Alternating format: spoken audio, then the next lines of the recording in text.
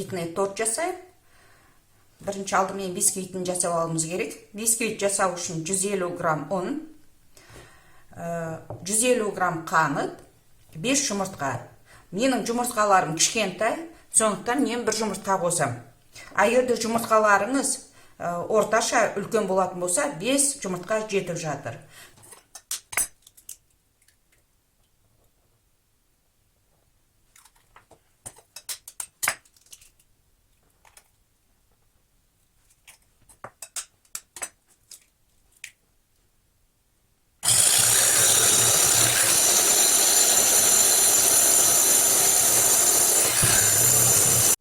Енді қантымызды саламыз.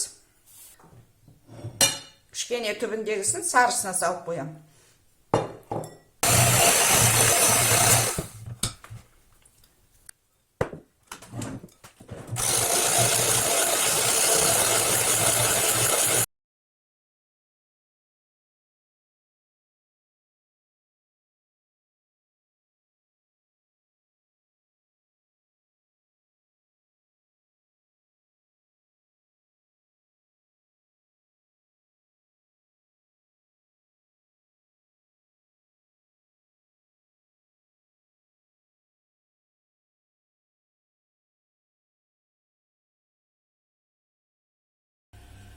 Міне жақсылап араластырдық. Енді ұнымызды бөліп елеуіштен өткізіп саламыз.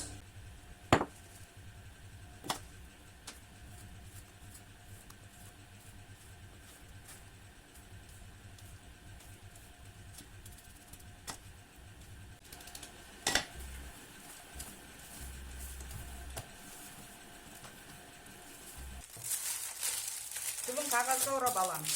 Кейін жабысып жатпасын. Егерде қағаздарыңыз жоқ болатын болса,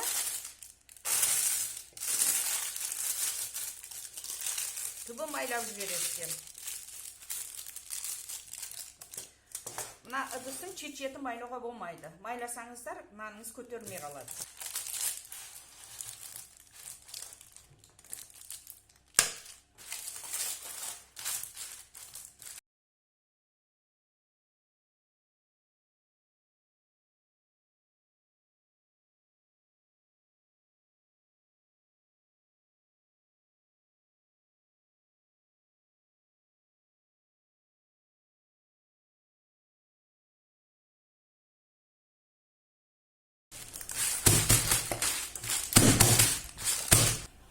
Кішкене орып жедік, енді духовкаға салам. Духовкаға қойды. Менікі 175 градуста тұр. Енді қарап қоямыз. Бір 40 минуттай піседі. Мүмкін 50 минут болуы мүмкін. Духовкаға қарап отыру керек. Әркімнің духовкасы әртүрлі істейді, сондықтан қызуын өздеріңіз байқайсыздар. Міне менің бисквитім пісті. Енді суысын